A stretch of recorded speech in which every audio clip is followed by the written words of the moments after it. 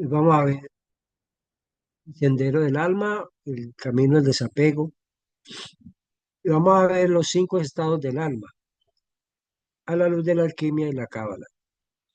Aquí conviene recordar que muchas veces se dividen los caminos, los estados del alma, se dividen, digamos, de acuerdo a lo que estemos estudiando, se pueden dividir en tres, en cinco, en siete partes o en 10.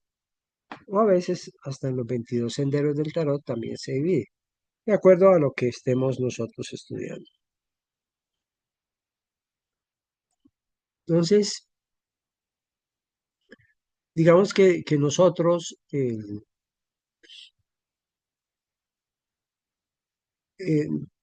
digamos, pasamos o descubrimos eh, que la cábala y la alquimia marcan, si bien son diferentes las dos, pero tienen, en sí contienen la misma revelación.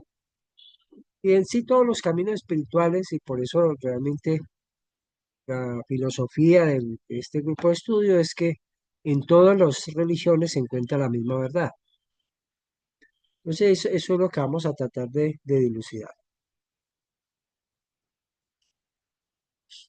Hay, digamos que hay unos estados, de acuerdo a la alquimia, en los cuales, digamos, se trata, dentro de la alquimia se trata de descubrir cómo desde la piedra bruta o desde la misma cuerpo material se empieza a, a vivir un proceso del despertar espiritual. Con el despertar espiritual, nosotros nos encontramos con el inconsciente, con aquellas cosas que nosotros tenemos que enfrentar. Recordemos que no es importante que las heridas se abran como consecuencia de los aprendizajes que nos da la vida.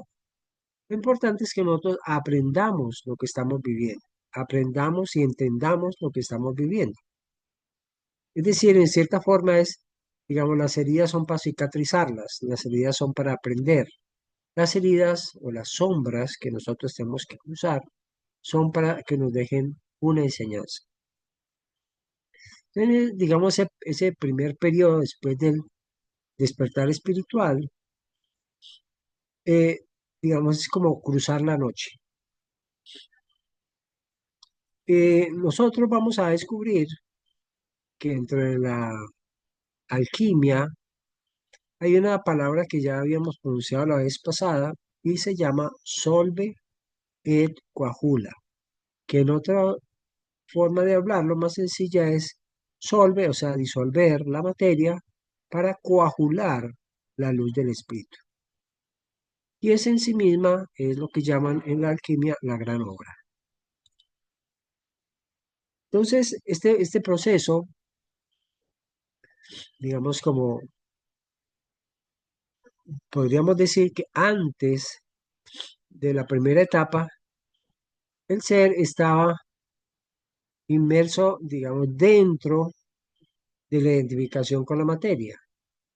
Entonces es como si a uno le preguntasen en ese momento quién soy yo y la persona dice yo soy el cuerpo, porque es la identificación que tiene.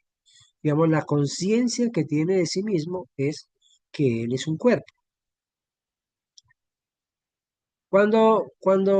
Y digamos que muchas veces a esta primera etapa donde el ser solamente se identifica con el cuerpo, lo llaman el viandante, y es un ser que está completamente inmerso en el mundo de los instintos, en el mundo de la materia, y no percibe otra realidad diferente a la materia. Con el despertar espiritual, como decimos, el ser se encuentra con sus sombras, se encuentra con sus defectos, se encuentra con aquello que tiene que superar.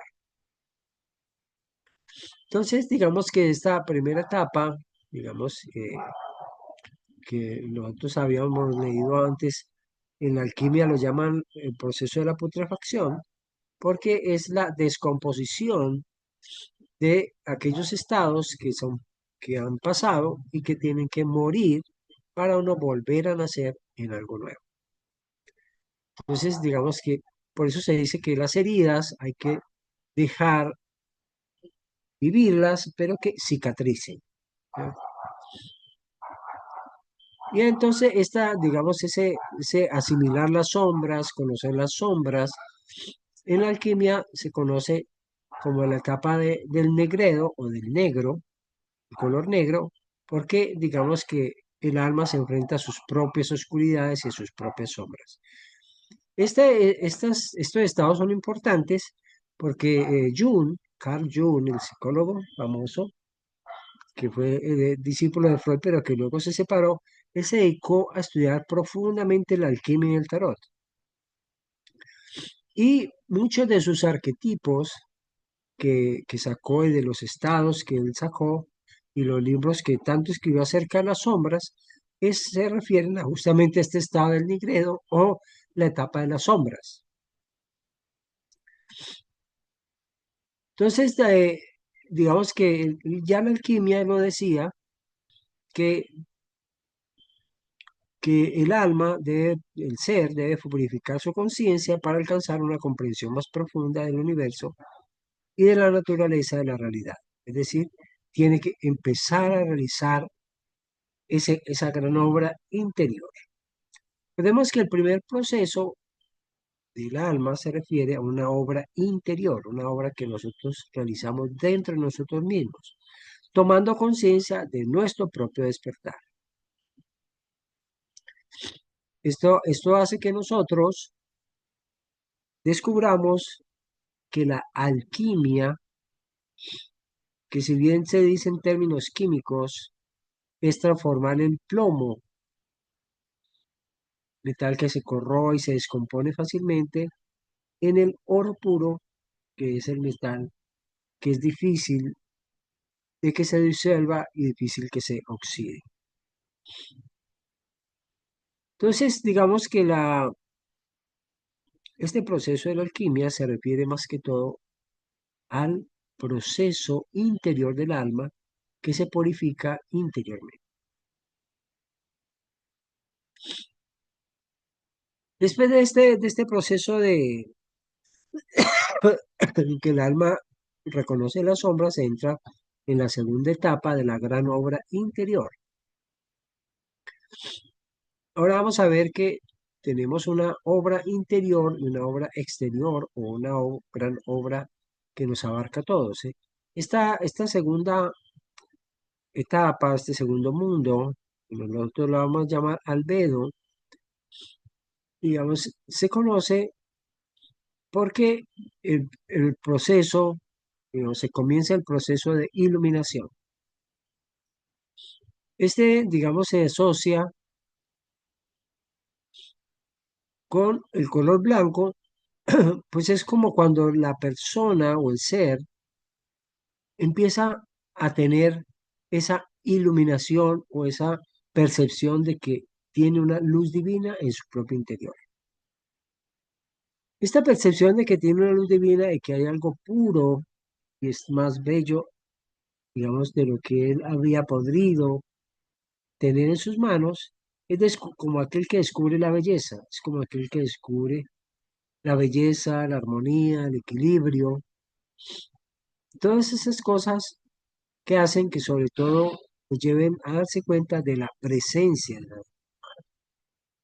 Y cuando decimos presencia de la Divina Madre, inmediatamente nosotros nos empezamos a dar cuenta que tras de la presencia está la participación y está la reversibilidad.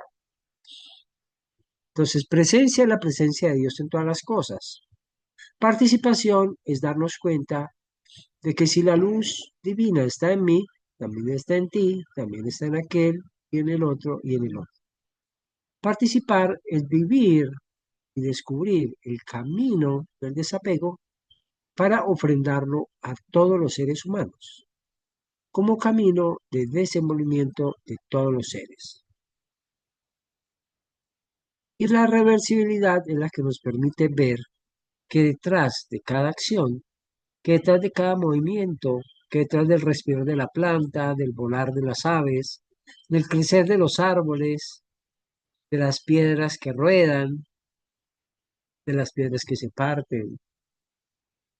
Detrás de todas las cosas, pequeñas y grandes, hay un poder, gran poder. Es el poder divino. Es el poder de la divina Madre del Universo.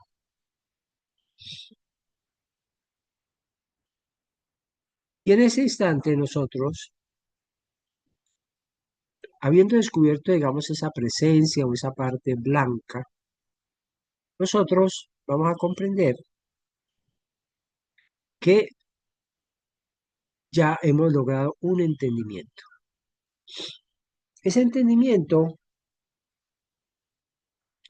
lo llaman citrinitas y se refiere, sobre todo, citrinita se refiere al color amarillo, que representa el proceso de transformación y crecimiento.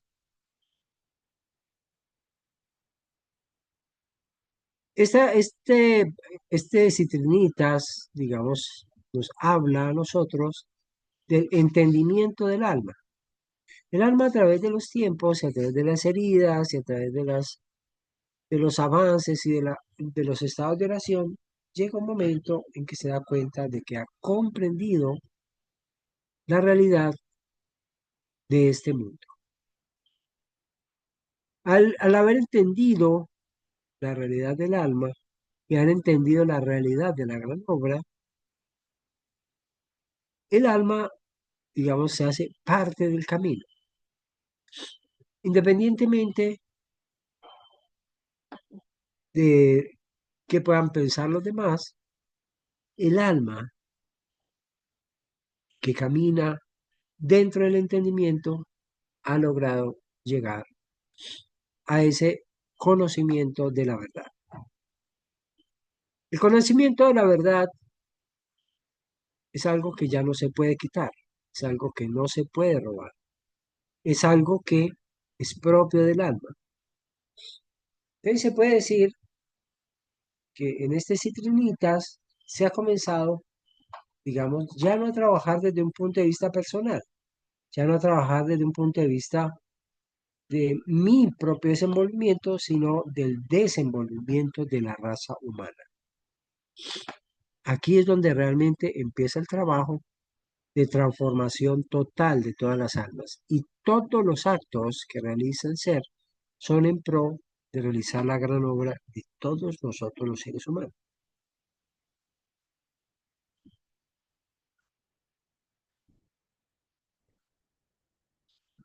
Entonces nosotros,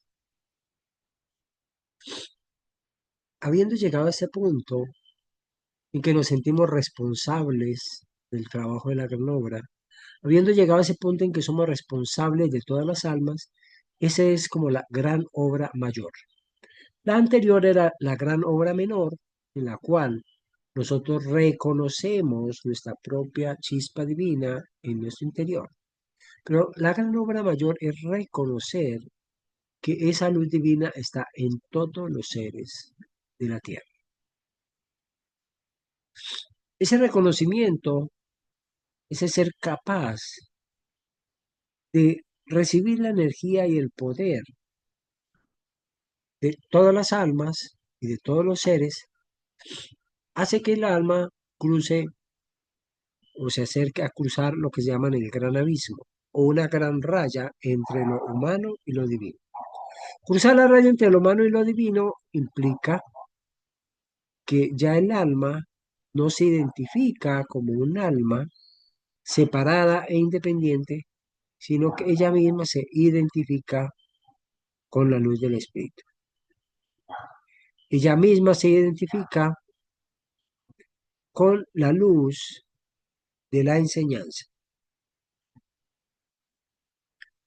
Este rubedo se refiere al rojo o a la rojez y realmente siempre nos habla de la unidad, nos habla de la trascendencia.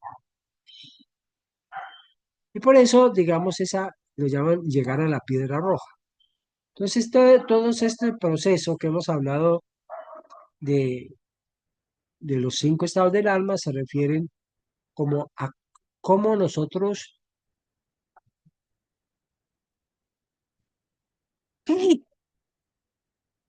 vivimos nuestra fuerza vital. Primero la vivimos como una piedra bruta, ¿no es cierto? Tosca, común.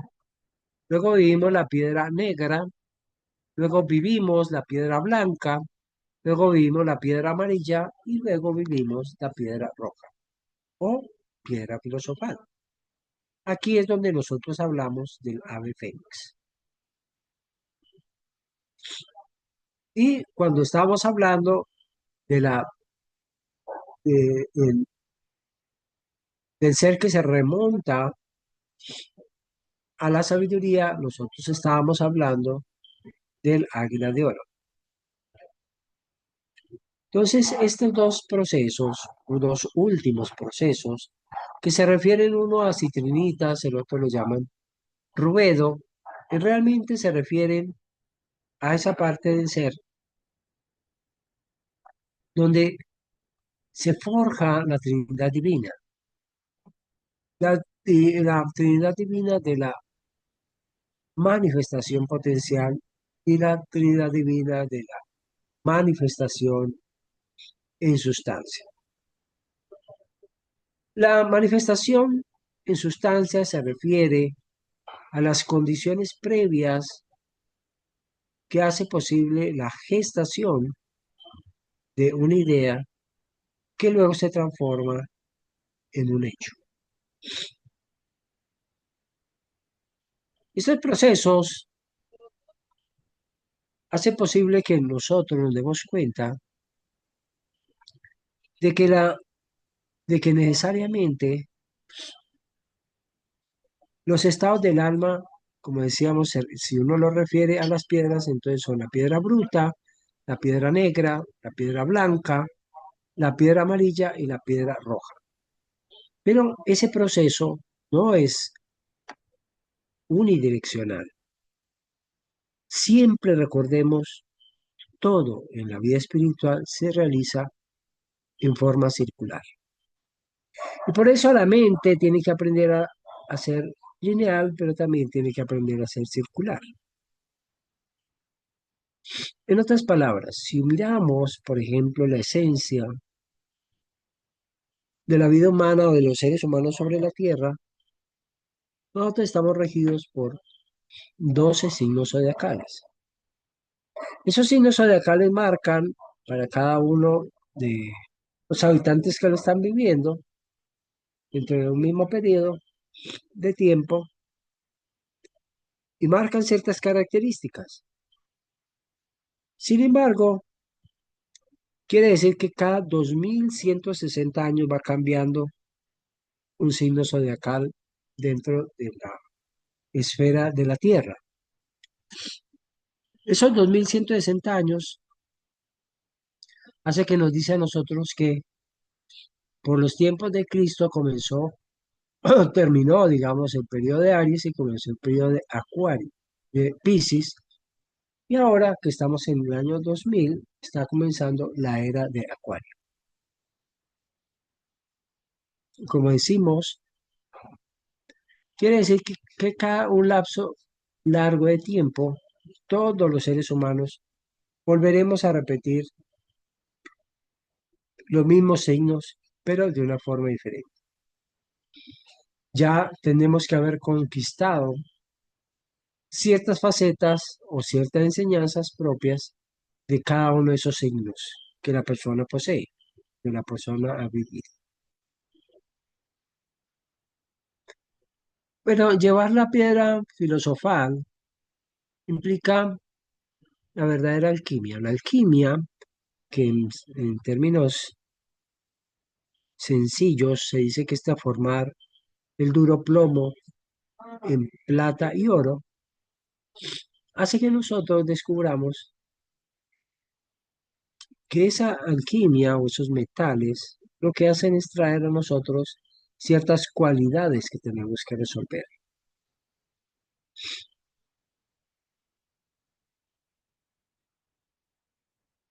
Y entonces esas cualidades que tenemos que resolver están estipuladas, digamos, por los 7 planetas y están estipuladas por el árbol de la vida.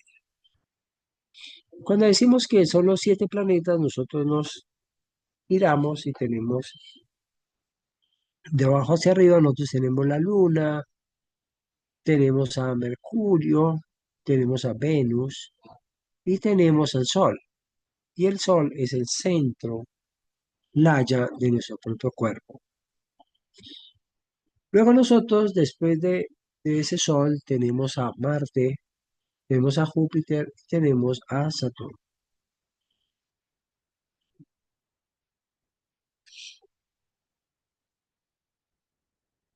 Por eso nosotros tenemos que ver claramente cómo hay una relación estricta entre este camino de la alquimia y el camino de las flores de los chakras. Por eso nosotros cuando recorremos o cantamos los himnos propios de cada uno de los chakras, nosotros estamos invocando o haciendo una oración propia de esos signos. Los signos zodiacales entonces marcan un camino para todas las almas. Sin embargo, el libre albedrío nos permite a nosotros cambiar o corregir ciertas tendencias.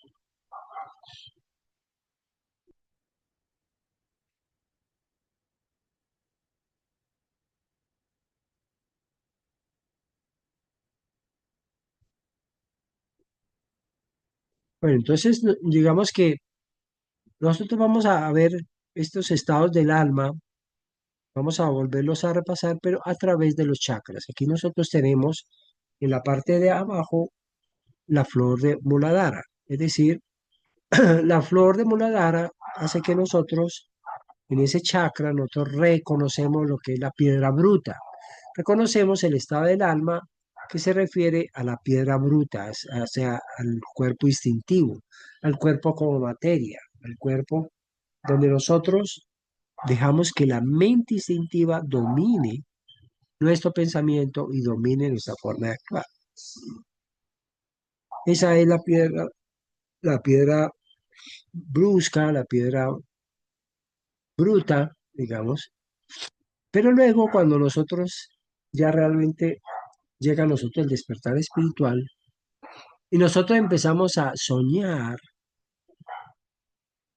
y a imaginar, digamos, nuestra fuerza vital, nosotros hemos llegado a la flor de Svadhisthana, que es la entrada al mundo astral. Allí nosotros vamos a encontrar que todas las emociones, que todos los actos, que todas las cosas que tenemos que hacer afectan directamente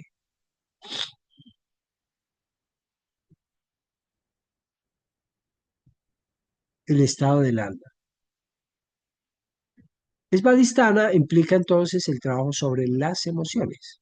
Y por eso nosotros decimos que en Svadhisthana empieza el nigredo o el encuentro con las sombras o el encuentro con el inconsciente o el encuentro con aquellas cosas que nosotros tenemos que aprender y que vinimos a aprender.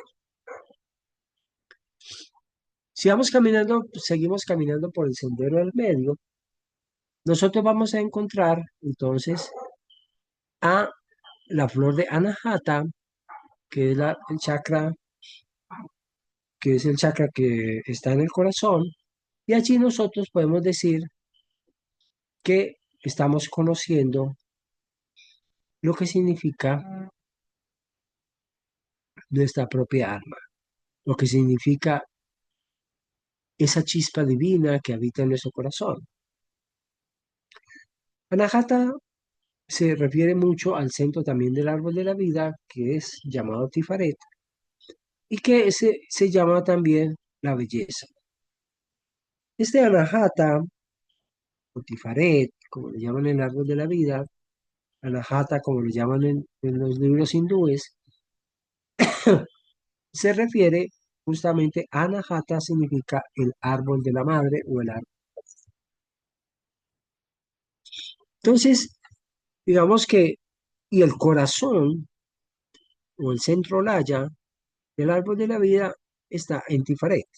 Sí, estamos hablando de lo mismo, Anahata y Tifaret.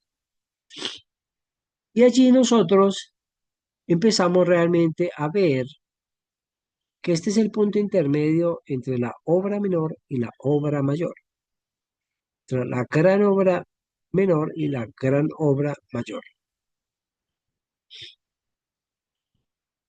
Y luego entonces nosotros vamos a ver más arriba, el triángulo supremo, arriba tenemos a Keter Chokmah Binah. Es decir, el círculo del humano se refiere a sobre todo a estas siete, digamos, céfiras que van de la número 10, que es la que está abajo en Malkut, o que se llama el reino, hasta la número eh, 4, que es la de Chesed, Chesed o Geburah. Digamos que ese es el trabajo del alma, el trabajo del conocimiento. Entonces, pero a partir de allí empieza el entendimiento y hay una esfera, el triángulo supremo, que se llama Binah, Binah o entendimiento. Es decir, allí el alma descubre su luz amarilla, descubre la piedra amarilla. Esa piedra amarilla es el amarillo, que también se refiere muchas veces a la intuición, es decir, al entendimiento pleno de las cosas. Por punto final de la comprensión, nosotros llegamos a lo que se llama el rugedo o sabiduría infinita. Ese rugedo o luz roja, nosotros la entendemos desde la céfira de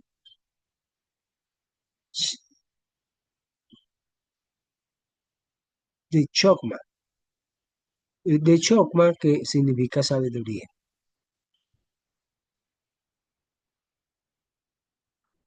Y luego nosotros ya ahí tendríamos, ¿no es cierto?, los cuatro los estados del rojedo, y allí nosotros vamos a poder vislumbrar en el mismo rojedo la presencia del fuego sagrado, la presencia del Dios creador, la presencia del absoluto, del eterno, aquello que está más allá de las divisiones y de las faltas. Ella es la Divina Madre. Bueno, vamos a dejar allí, a ver si hemos comprendido un poco lo que significa el camino del desapego, que es, lo voy a sintetizar, el camino del desapego es entonces, primero, darnos cuenta de nuestro propio despertar.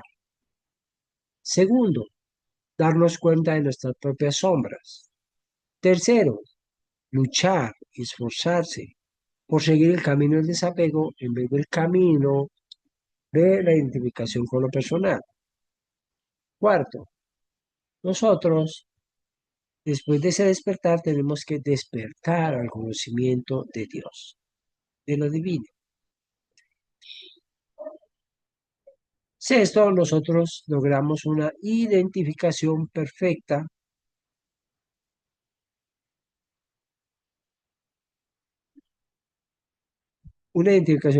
con la gran obra, con la obra de Dios, y nosotros, digamos, llegamos a esa parte que es el rojedo o la piedra roja. Entonces, ese es el camino del desapego, que es mirado a través de la alquimia y de la cábala. Pero no sé si alguien quiere hacer alguna pregunta. Señor, una solicitud. Esto que acaba de sintetizar, ¿lo puede poner ahora por escrito en el chat? Ah, sí, claro. Sí. Gracias, señor.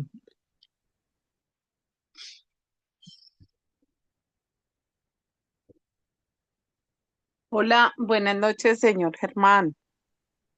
Claudia, Hola,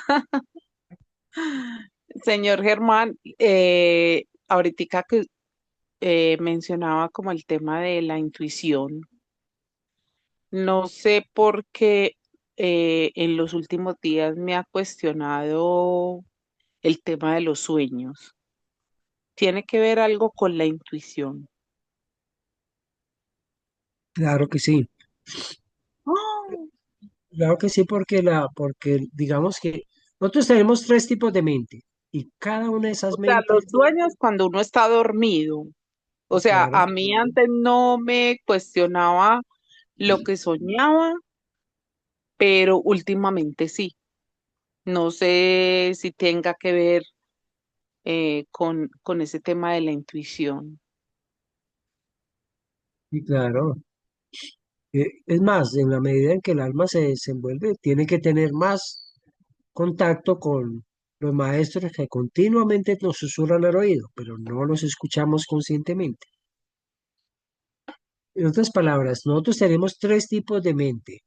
La mente instintiva, que funciona totalmente independiente de nosotros y ella se basa más que todo en el instinto, ¿cierto? Y nos impulsa a todo lo que es el movimiento instintivo.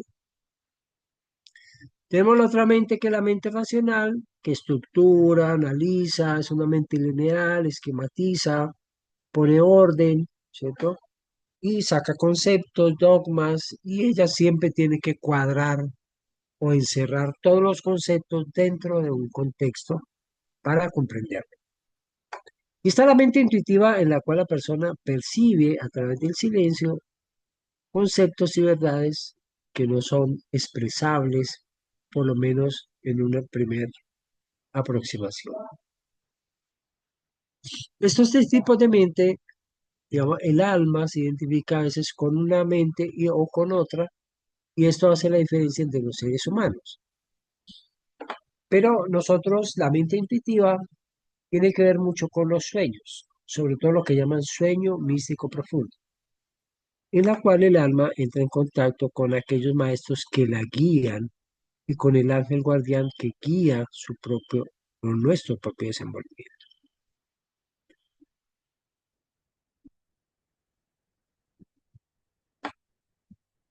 Por eso, ojalá recordáramos los sueños, porque siempre a nosotros nos están hablando.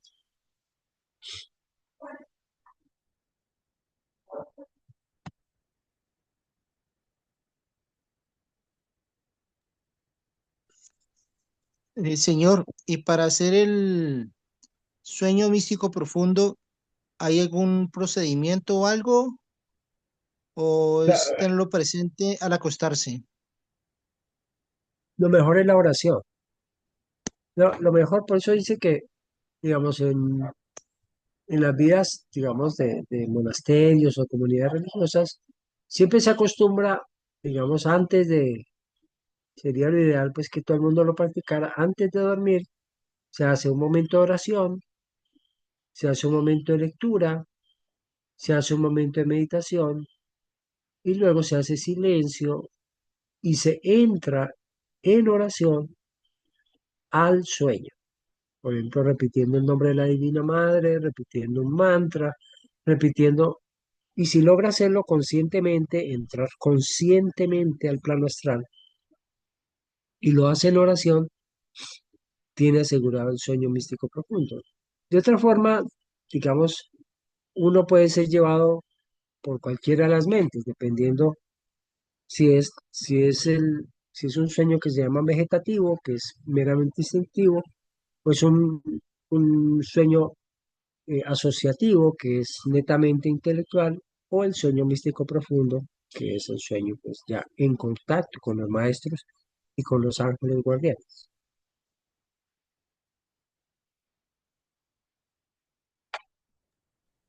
Pero lo Gracias, más señor. importante es la oración. Dormirse orando es lo más recomendable.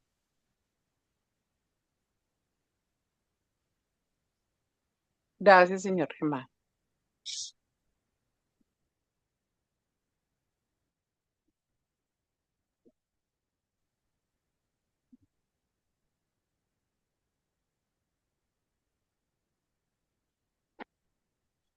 Un ejercicio que ayuda mucho para antes de dormirse es concentrar la atención en el centro entre los dos ojos y quedarse mirando ese lugar, observando el lugar y orando, pero sin poner nada allí, sino simplemente mirando.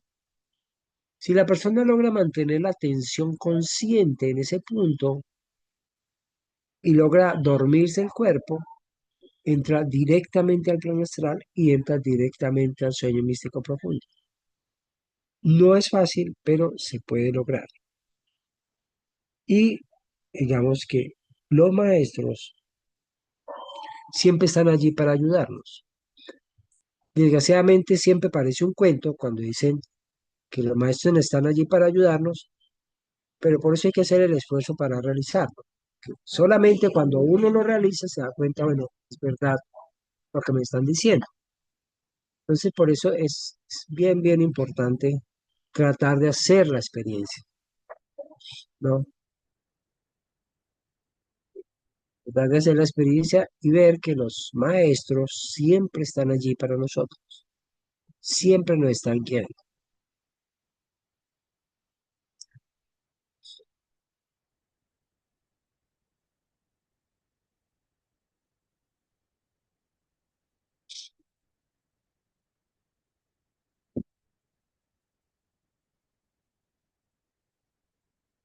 Recordemos que hay mantras, por ejemplo, hay tres mantras que son muy importantes y son la O y la M, que es OM. El otro es AUM, que nos indica a nosotros la Trinidad Divina y se pronuncia A. Y el otro se refiere a la primera sílaba, que es la que abarca todo el abecedario, todas las sílabas, y es la letra A. A.